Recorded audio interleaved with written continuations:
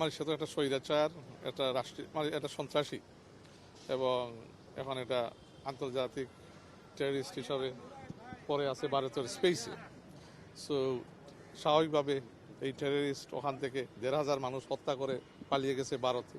এটা আমরা বলছি শি ইজ এ টেররিস্ট এবং তার জায়গা বাংলাদেশে আর নাই। She is irrelevant to Bangladesh.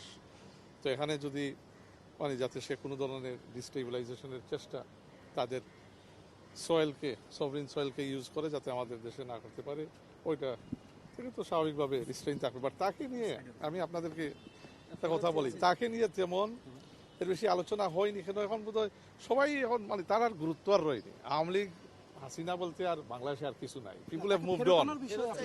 হ্যাঁ, ফেরত হওয়ার ব্যাপারে তো আমরা তুলছি তো জুডিশিয়াল প্রসেসে আমরা এটা এগোচ্ছি, আমরা চাবো।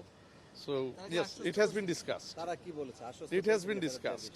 ওই জুডিশিয়াল প্রসেসের মাধ্যমেই এই এঙ্গেজমেন্টটা হাসিনার ব্যাপারে জুডিশিয়াল প্রসেসের মাধ্যমেই আমরা এঙ্গেজ করব এবং উই হ্যাভ আস্কড ফর মানে রিটার্ন। কেন এখানে তার অনেক মানে কেসিস পেন্ডিং আছে, শুধুমাত্র একটাতে সেন্টেন্স টু ডেথ, আরও বোধহয় কয়েকটা রয়েছে যেখানে মানুষ হত্যা থেকে লাগাইয়া দেশের লুটপাট করা লাগাইয়া দেয়ার ইজ সো মেনি।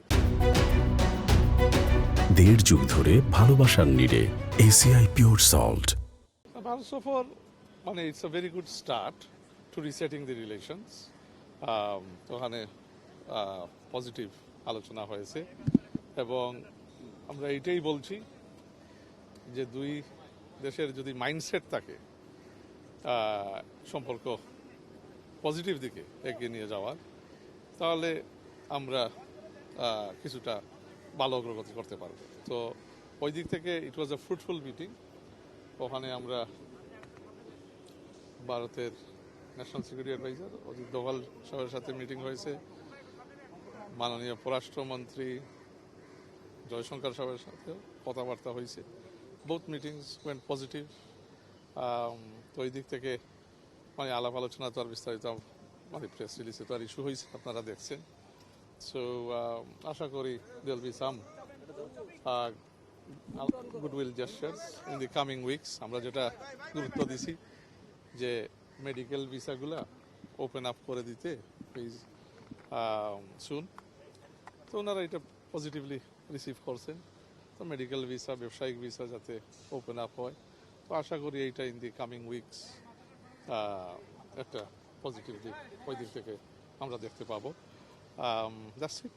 এবং না আমরা ওইটা আলোচনা তো থাকবেই সবসময়, যেহেতু বাংলাদেশের জনগণের একটা আমাদের পাবলিক ইন্টারেস্ট।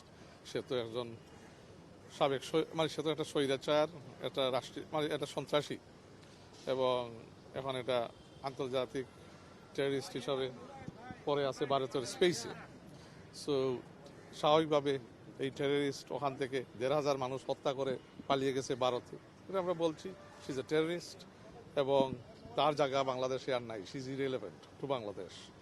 তো এখানে যদি মানে যাতে সে কোনো ধরনের ডিস্টেবিলাইজেশনের চেষ্টা তাদের সভরিন সয়েলকে ইউজ করে যাতে আমাদের দেশে না করতে পারে, ওইটা থেকে তো স্বাভাবিকভাবে রিস্ট্রেইন থাকবে। বাট তাকে নিয়ে আমি আপনাদেরকে একটা কথা বলি, তাকে নিয়ে তেমন এর বেশি আলোচনা হয়নি। কেন এখন বোধহয় সবাই এখন মানে তার আর গুরুত্ব আর রয়নি। আওয়ামী লীগ হাসিনা বলতে আর বাংলাদেশে আর কিছু নাই। পিপুল have moved on.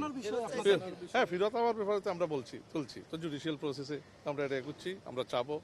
So yes, it has been discussed. It has been discussed.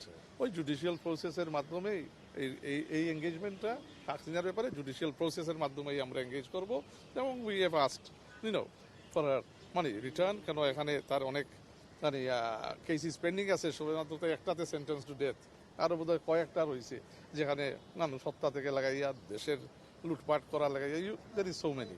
So আমরা যেটা বলছি এগুলো সব এখন ট্রান্সপারেন্ট জুডিশিয়াল প্রসেসের মাধ্যমে ইট উইল বি ডেল্ট উইথ।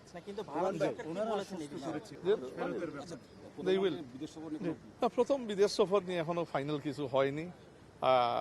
সম্ভবত ধরেন আমরা যেহেতু প্রধানমন্ত্রীর ফরেন পলিসি ফ্রেমওয়ার্কটা সার্ক ফ্রেমওয়ার্কের মাধ্যমে আপনার প্রজেক্ট করতে চাচ্ছেন বা আমরা চাচ্ছি, আমাদের সরকার প্রাধান্য দিবে এই ফ্রেমওয়ার্কের মাধ্যমে রিজনাল কোঅপারেশন এবং রিজনাল লিডারশিপটা যাতে জোরদার করা যায়।